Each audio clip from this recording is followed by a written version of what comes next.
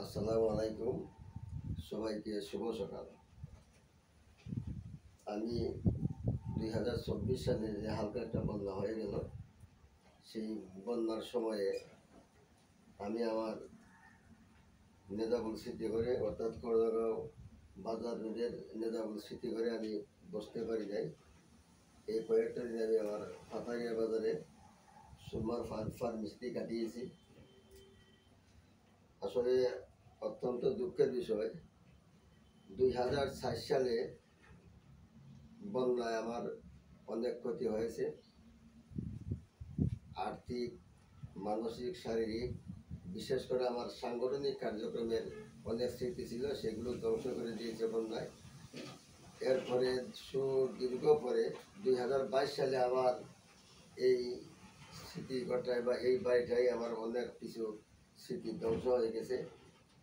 ইদানিং যে বন্যা হয়ে গেল 2024 সালে, সেই বন্যায় আমার নেদাবুল স্মৃতি করে আঙ্গিনায় যে সবজি বাগানটি ছিল, যে ফুলের বাগানটি ছিল, যে পাতাবাহারের বাগানটি ছিল, সেটা বন্যার পানিতে ভাসিয়ে নিয়ে গেছে। এরকম 2022 সালেও হয়েছে, কিন্তু এই বছর আমার সবচেয়ে বড় ক্ষতি হয়েছে আমার এই ফুলের বাগানের, সবজি বাগানের।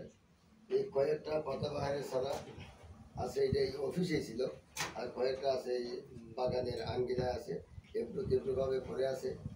যাই হোক, এই ক্ষতিটা আসলে আমি মেনে নিতে পারছি না, খুব কষ্ট হচ্ছে আমার। অনেক সাধনার ফলে, অনেক চেষ্টার ফলে, অনেক যত্ন সহকারে এই বাগানটা আমি করেছিলাম। আপনারা দোয়া করবেন যাতে আমি আবার এই বাগানটি সুন্দরভাবে তৈরি করার সামর্থ্য হয় এবং তৈরি করতে পারি। আপনাদের সহযোগিতায় আমি সাংগঠনিক কর্মকাণ্ডগুলো করে আজকে এই পর্যায়ে এসেছি। সবগুলো আপনাদেরই অবদান। আপনারা দোয়া করবেন, ভালো থাকবেন। আপনারা ধূমপান ও মাদককে ঘৃণা করবেন, নিজের ধূমপান এবং মাদককে ঘৃণা করুন।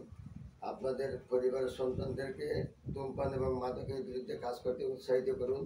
দেশ, জাতি, সমাজ এবং মাটির মানুষের সেবায় কাজ করুন, ভালো কিছু করুন। সুস্থ থাকুন, সুন্দর থাকুন, ভালো থাকুন। আসসালামু আলাইকুম।